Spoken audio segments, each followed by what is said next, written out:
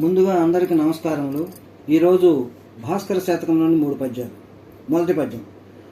తనకు ఫలంబులేదని ఎదంతలపోయడు కీర్తిగోరు నా ఘనగుణశాలి లోకహిత కార్యము మిక్కిలి భారమైన మేలనుకోని పూను శేషుడు సహస్రముఖంబులు గాలిగోలి తాన నిశము మోవడే మరి మహాభరమైన ధరిత్రి భాస్కర.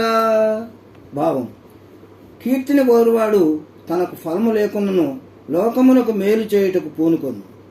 శేషుడు తన 1000 నోళ్లతో గాలిని మాత్రమే ఆహారంగా తీసుకుంటూ మిక్కిలి బరువైన భూమిని మోయట లేదా శేషుడు భూమిని మోయుట. శేషుడు పాములకు రాజు. తండ్రి కశ్యప బ్రహ్మ, తల్లి కద్రువ. శేషుడు మిక్కిలి పరోపకార బుద్ధి గలవాడు, భగవద్భక్తి కలవాడు. భగవంతుని గూర్చి ఇతరులకు ఉపకారం ఎట్లు చేయవలనని తపస్సు చేశాడు. భగవంతుడు ప్రసన్నుడై వరము కోరుకోమనెను. పరోపకారము నేను ఎట్లు చేయగలను, ఆ పని నాకు ప్రసాదింపమని శేషుణ్ణి కోరెను. భగవంతుడు లోకమును భరింపుము, పని కంటే ఉపకారము వేరైనదని చిత్తమని శేషుడు తదాజ్ఞ భూమిని మోయిచున్నాడు. తనకు ఫలము లేకున్నను ఎంత భారమైన కార్యమైన బుద్ధిమంతుడు పరోపకారమునకై పూనుకొనునంట. ఇది తగిన ఉదాహరణము.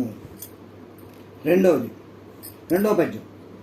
తెలియని కార్యమెల్ల కడతేచ్చుటకొక్క వివేకించే కొనన్ వలయునెట్లయిన దిద్దుకొనవచ్చు ప్రయోజనమాన్యమేమయం కలుగదు ఫలమందు తిలకంబిడునప్పుడు చేతనద్దమ్ము కలిగిన చక్క చేసుకొనుగాదే నరుండది చూసి భాస్కర. భావం. తెలియని పనులను తెలిసిన వారు సాయమును కైకొనవలెను. అప్పుడు పనులు చక్కగా నెరవేర్చుకొనవచ్చును. నుదుట యందు బొట్టు పెట్టుకునేటప్పుడు చేతిలో అద్దం ఉండే నెడల ఆ బొట్టును బాగుగా దిద్దుకొనవచ్చును కదా. మూడో పద్యం.